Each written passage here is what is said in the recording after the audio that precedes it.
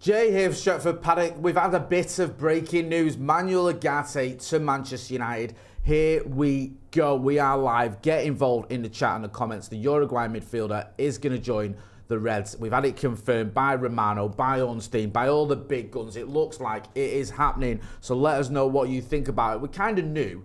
We knew anyway that Manuel Ugarte was a target for Manchester United. We knew that Scott McTominay's proposed move to Napoli seems to be paving the way for you guys to join Manchester United. Obviously, there's not many days left in the transfer window, so it had to happen sooner rather than later, and it looks like it has happened, or it is happening now. There was those pictures, wasn't there, last night of Jason Wilcox. I think he was at, was he at Manchester Airport? He was at an airport going to France, and everyone was saying that he was going to seal the deal. I don't know if that was the case, but it looks like we've had a bit of movement. I'm going to get into it all today. I'm going to get into some of the tweets we've had from the journalists, some of the comments we've had, all that jazz. Make sure you are getting involved yourself. Hit that like button, please, people. Hit that like, and I want to hear what you think about this move. Let me know what you think about the Ugarte deal. Let me know what you think about Manchester United's transfer business this window as well, because we've been quite busy, haven't we? We've done a lot of the things we needed to do. Do you think that Manchester United have gone far enough in this window? We finished 8th last season.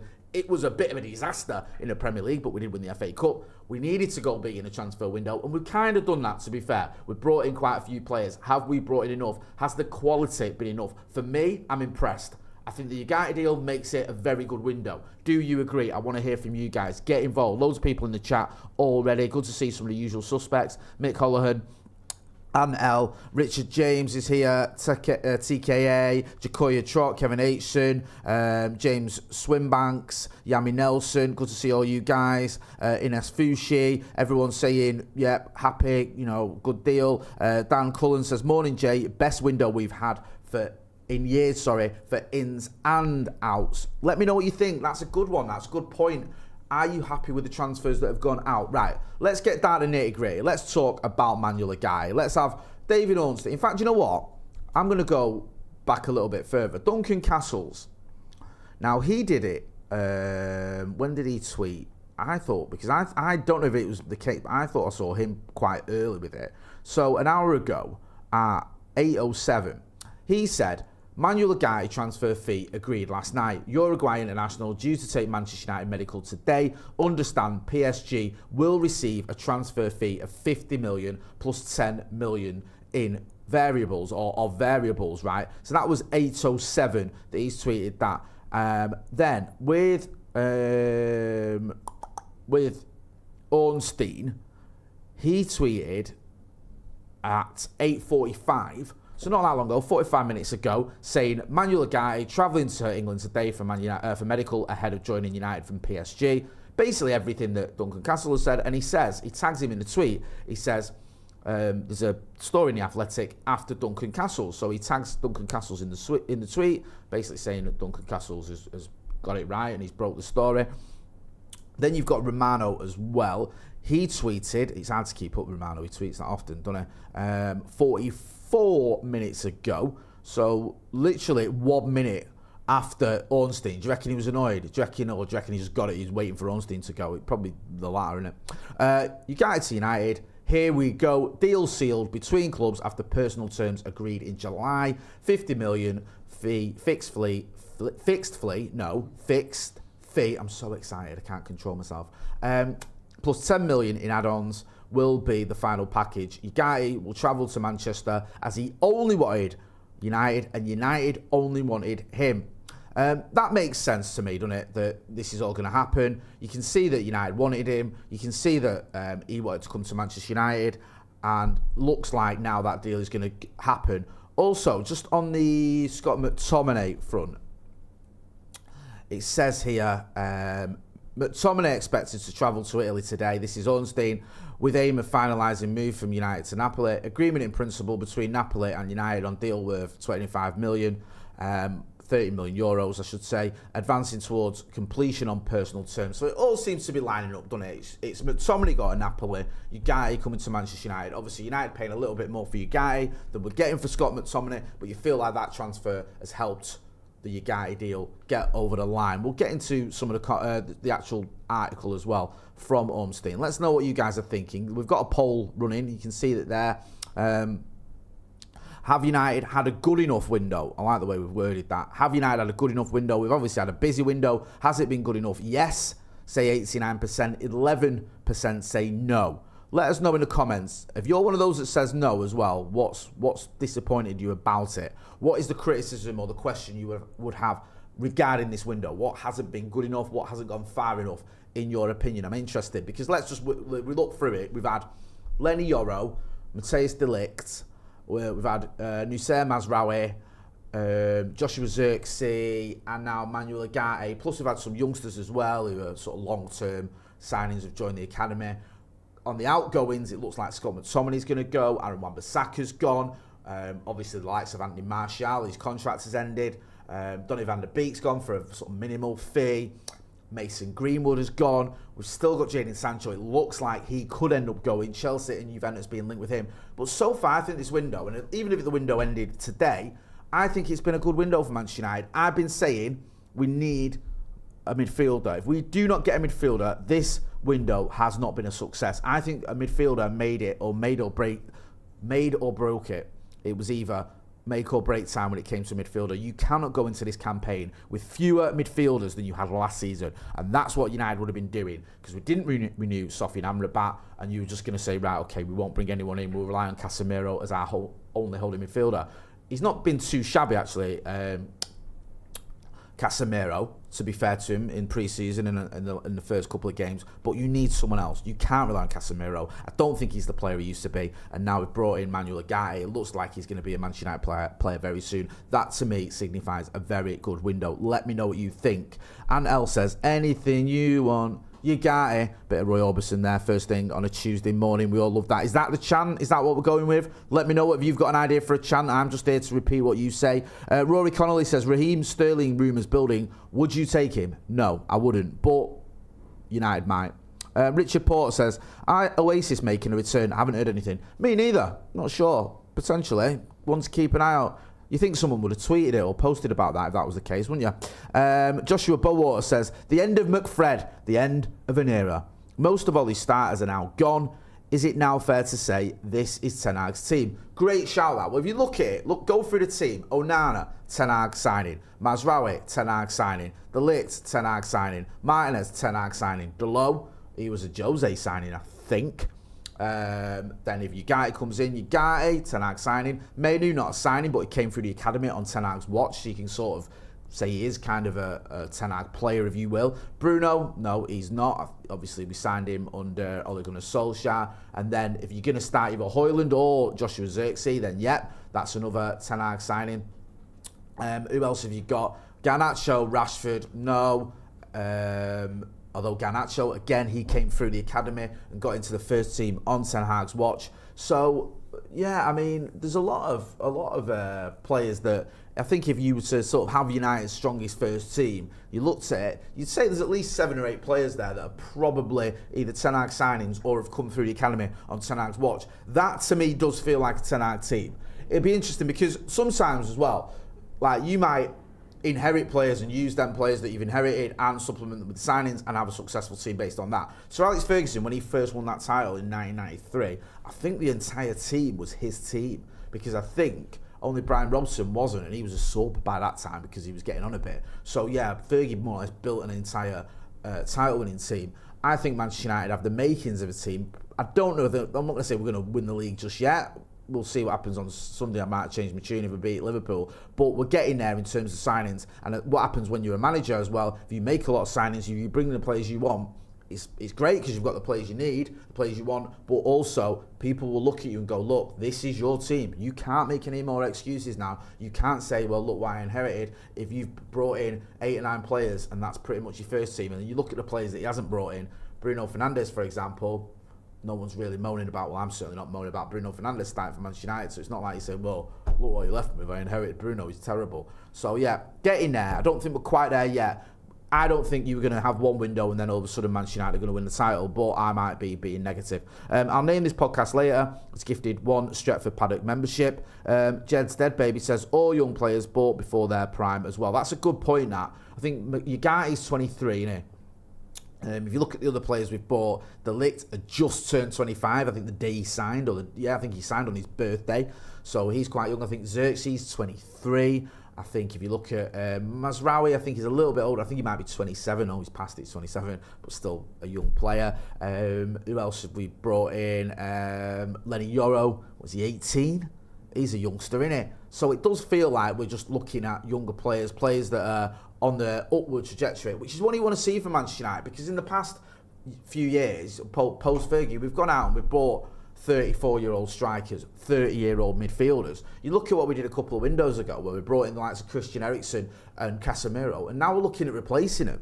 So there feels like a bit more long-termism from Manchester United in this window, which is what you want to see, because far too often, post Alex Ferguson, we've just gone for the short-term option. We might have had a good season out of it. Casemiro's first season was mean. Zlatan's a great example. First season, great. Cavani, first season, great. Ronaldo, first season, great. What happens in that second season? They tail off, or they drop off, or they're completely useless in some cases. You can't get a tune out of him, and then you're having to replace him. So it does feel like this is more of a long-term vision with Inos, hopefully working in tandem with Ten Hag as well. It does feel like there is a bit of a connection between what's going on above him and the manager himself, and I really want to see it work out for Ten Hag. I think it will. We just need to stick with him. 20X's TV says, great transfer window, need a left-back for a 10 out of 10.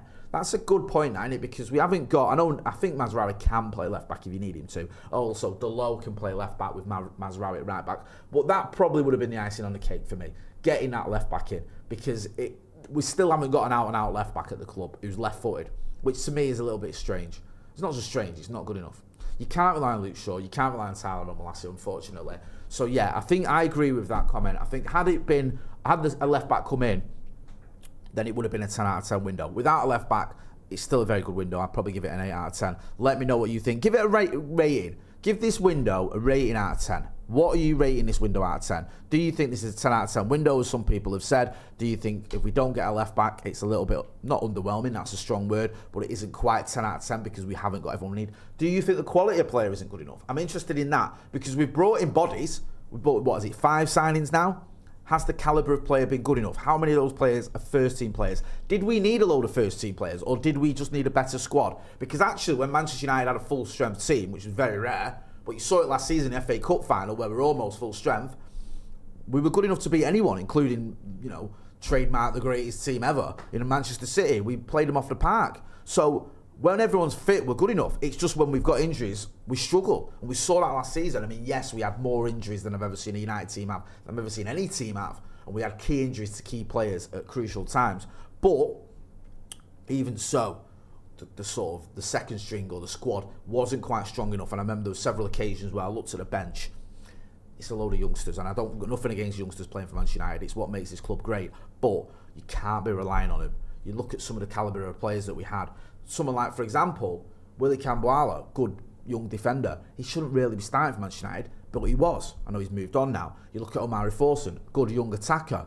Should he be getting minutes for Manchester United? Probably not. I know he did his part at Wolves when he got the assist for Kobe Mainoo, but these are players that we're not even sure they're quite that good enough to the Premier League yet, and yet we're throwing him in for Manchester United because we had a lack of options. That's not a criticism of them, because both those players did well in particular games, but it shows you where we were at. Now we've got a little bit more strength in depth. If you lose someone like Alessandro Martinez, then you can bring in Matthijs de Ligt, so you bring in Lenny Yoro, you've got options. If you lose Rasmus Højlund, you've got Joshua Zirkzee, you're not just having to play Marcus Rashford down the middle, which he's not really suited to, or play Bruno as a false 9. You can play Joshua Zirkzee. I know he's not been starting, but I'm hoping that's going to change soon as he gets more match fit. We have given ourselves options. Let me know what you think. Jim Harris says 7.5 out of 10. Glazer says 6 out of 10 because all the players we have bought were not playing in the first team 11 from the clubs we bought them from, which is worrying. Now, I think that's a little bit misleading, because there's this narrative that has developed about some of these players that they weren't playing first team football last season. Now, let's have a look. Let's just have a look at some of the players that you've mentioned there. Lenny Yoro played 44 games last season for his club. Like, you can't tell me that he didn't play, he wasn't a first team player, because that's just, it's not, that's not true, is it? If you're playing 44 games in all competitions for your club, then you're obviously a first team player. Nouzair Mazraoui, let's have a look at his stats as well. I think he was something similar. He played, I think he was first team for his club as well. He played 19 games in the Bundesliga, 29 in all competitions. So he was played quite a lot of games. Matthijs de Ligt was a funny one because people were saying, oh, he got dropped, so he was behind, down the pecking order behind Eric Dyer. He wasn't. That's not true. I think he got injured. They rushed him back. He got another knock, so then they brought him in sort of gradually. But he played a lot of football for Bayern Munich. He was a first-team player. Ugarte, I think, played 37 times last season for PSG. So I don't think it's quite true to say they weren't first choice. Also, as well, that's not necessarily the be-all and end-all. If you've got a player that's in and around a certain team, it doesn't mean he can't do a job for you. It depends what that position is, and it depends what you're looking for. If he suits your certain style, or if you need strength and depth in that position, then there's nothing wrong with that. You look at someone like Mazraoui. Mazraoui probably doesn't start for Manchester United when everyone's fit. Diogo Dalot's your right back, and Luke Shaw's your left back. Now, that might change, but when everyone's fit, does he get into our first team? Maybe not. Does Joshua Zirkzee get into our first team when everyone's fit? And he certainly started for Bologna last season. He was their top scorer. So I don't think it's fair to say that these aren't first team players or they've come from their clubs as not first team players. You might argue that they didn't always start, and there's a case to be made with some of them when you look at the numbers, but they pretty much were first team players. And plus, you look at the calibre of these players. Do you think they're good enough for Manchester United? Do you think they add strength to this squad? I do. I think all of them do. If I was to be super fussy, right, about this window, and I think it has been a good window, and I'm pretty happy with it. If I was to sort of try and be negative or cynical, I'd say I would have liked, and I know it's difficult and I didn't expect it to happen, I would have liked us to have got a goal scorer. Joshua Zirkzee's numbers are decent. I don't think he's an out-and-out goal scorer. I don't expect Joshua Zirkzee to hit 25, 30 goals this season. It would have been great if we could have got one of them, but they don't grow on trees. And if you go out and you buy one of them, you're going to spend 70, 80, 90, 100 million. There's no guarantee as well. We've done it in the past. We've brought in Romelu Lukaku. We've just been banging him in at the likes of West Brom and Everton. He comes to United, flatters to deceive a little bit. It can happen. So I get it. I didn't expect us to go out and buy a goal scorer. I don't even know we would have gone out and got, to be honest with you. There's talk of Victor Osimhen maybe being on the market, but can you even rely on him? His numbers are tailed off a little bit. So I'm not surprised we didn't, and also a left back. But on the whole, I think this is a pretty good window, and I'm pleased. I think this window is slightly better than expected. There was some rumours going around, weren't there? Some reports during the sort of early doors of the transfer window, just before the transfer window opened, that Manchester United wouldn't have a lot of money to spend and that we would have to sell to buy. The problem with that is Manchester United are terrible at selling. We've got all these players on massive money.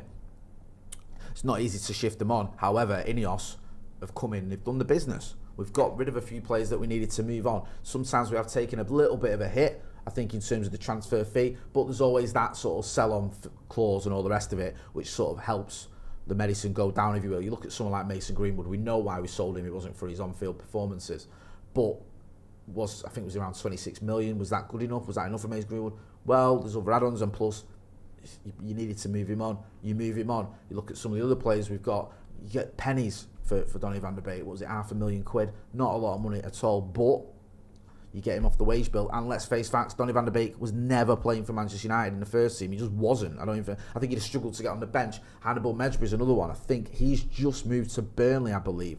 Was he ever getting in the first team at Manchester United? No. You have to sort of cut your losses a little bit. Let me know. Get involved in the chat and comments. Hit that like button as well, please, people. Brendan says, don't want anyone coming to the end of their time. I agree, and I don't think we have done that. I don't see any player that I look at and go, he's coming towards the end of his career. It doesn't feel like that. They're all either early 20s or mid 20s. Mazraoui, I think, is Mazraoui the oldest at 27? I think that's not old, is it? Yeah, come on, he's a very young man. Jay says, the window has been good for me because the players we got in have all wanted to join the club. No players joining for the wages like in the past. That is a great point. Do you remember when we signed someone like Angel Di Maria, for example? Angel Di Maria, fantastic player for Real Madrid, helped them win the Champions League. I think he was man of the match in the final. Everyone raved about him. Great player. You could see it when he first arrived. His first month in particular was very good. But he didn't want to be here. He didn't want to come to Manchester. I don't even think it was United. I don't think he wanted to come to Manchester. He's probably slagged it off since he left. And so was his missus. So he's sort of brought in against his will almost. I know he wasn't kidnapped, but with his arm behind his back slightly, and got to move to Manchester, got to go and play for United. And that's going to affect your performances, isn't it? It's going to affect your happiness. And we saw it. He tailed off and he never really got going. to be honest with you, his performances were all right. They were good to start with, but they weren't as good as they could have been, and certainly by the end of it, they weren't good enough at all. Get involved in the chat in the comments. Let us know what you think about this move. The breaking news here, you could see it in the title there, you can see it in the thumbnail. Man United have, well, not signed, but we've got a here we go from Manuel Ugarte. That is the news that everyone has broken. I'm going to go over it again, anyone who's just joined us, because I see a lot of people have. Make sure you are hitting that like, share, and subscribe button. We had a tweet from, it was actually Duncan Castles, believe it or not. Duncan Castles, we've had him on the channel when it was Full-Time Devils. He tweeted an hour ago, Manuel Ugarte transfer fee agreed last night. Uruguay international due to take United medical today. Understand PSG will receive a transfer fee of 50 million euros plus 10 million euros of variables. Then we had Ornstein. Ornstein tweeted it about sort of an hour ago himself. He said something similar. He actually mentioned Duncan Castles in his tweet, and then he wrote an article on it. He linked to his article. Also mentioned the fact that Scott McTominay is expected to travel to Napoli to complete his move there. So looks like that's going to happen. McTominay going to Napoli, Ugarte coming to Manchester United. And then we had, of course, literally 1 minute after Ornstein, we had a tweet from Romano, the old here we go, and it said, let me just find the tweet from Romano. That was literally like 1 minute. I think Ornstein did it at 8:45. Romano did it at 8:46. Them two, what do you like, eh? It says, Manuel Ugarte to Manchester United, here we go. Deal sealed between clubs after personal terms agreed in July. 50 million fixed fee plus 10 million add-ons will be the final package. Ugarte will travel to Manchester as he only wanted United, and United only wanted him. So you can see there, that is like, you've had the big guns there. You've had Ornstein, you've had Romano. Doesn't seem to be any dramas there, touch wood anyway. Also, Romano did another tweet about 35 minutes ago. He says, Manchester United never sent any bids for any other midfielder than Manuel Ugarte. He's always been option number 1, 2 and 3 for Man United, as considered perfect fit for their midfield. United never left talks also because Ugarte informed PSG that he only wanted to play for United. It felt a little bit like the Amrabat at Fiorentina situation, didn't it, where he wasn't in the squad. Ugarte, I don't think he's been in the PSG squad there. He looks like he was mad keen on a move. And also Romano tweeted 40 minutes ago, Napoli and Manchester United are completing Scott McTominay deal today. Manchester United prepared to authorise travel for McTominay, still waiting on final formal steps. 30 million package plus 10% sell-on clause. Also, as well, Romano 7 minutes ago was tweeted, Manuel Ugarte waiting for Man United since July and now travelling there. He's quoted what looks like Ugarte's official account. I know you can't always tell with these blue ticks nowadays, but yeah, it looks like his official account. Manuel Ugarte's account, or an account purporting to be Manuel Ugarte, has done the eye emojis, and that's what Romano has quote tweeted. So it looks like it's all lining up. Get involved in some of those chats and comments. Hit that like button as well, please, people. We've not even got to 500 likes. Jay says, thanks for the membership gift. Yeah, I think someone, was it, I'll name this podcast later, gifted a membership. Great to see that happen. Rory Connolly says, Ugarte ready for the weekend. Be interesting to see. That would be a baptism of fire. That wouldn't it, throwing him straight into the game of against the Scousers, but I don't know if he's fit. I'm not against that idea, to be honest with you. Play strongest team. Stuart Thomas says, sorry I'm late, Jay. Great to see you, buddy. Good to see you too. Azoic SG said, talking about Amrabat, what happened to him? Just didn't renew, did we? We didn't take up the option of renewing. I love Amrabat after what he did in the FA Cup final. Absolutely fantastic performance. The best performance that Wembley Turf has ever seen. But didn't seem to be enough. He didn't really get going, did he, at Manchester United until right at the very end, and obviously that wasn't enough for Manchester United to offer him a deal. Doc Rock says, let's go United. He's been a member of the academy for 40 months. Super sick of all the panic talk after 2 matches. I love this. We will right this ship and get back to winning the United way. Glenn F says, Sancho out. Just before we wrap up, let's have a look what's happening with Jadon Sancho. I've not really mentioned him because it's all been about Ugarte. I mean, it's still up in the air, that one. There was talk one there of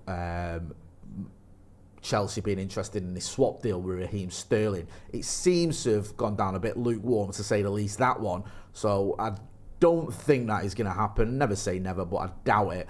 If we hear anything on Jadon Sancho, we will keep you posted. If we have any other news or any other updates on any of the transfers we've been linked with, we will keep you updated. But Manchester United making big moves in this transfer window. Manuel Ugarte looks like he might be the final piece of the transfer jigsaw puzzle this summer. We've had it, here we go. He's heading to Manchester United. This could be it. Let's have it. I've been Jay Motti. This has been a bit of breaking news. Don't forget to hit like, share and subscribe. Thanks for watching.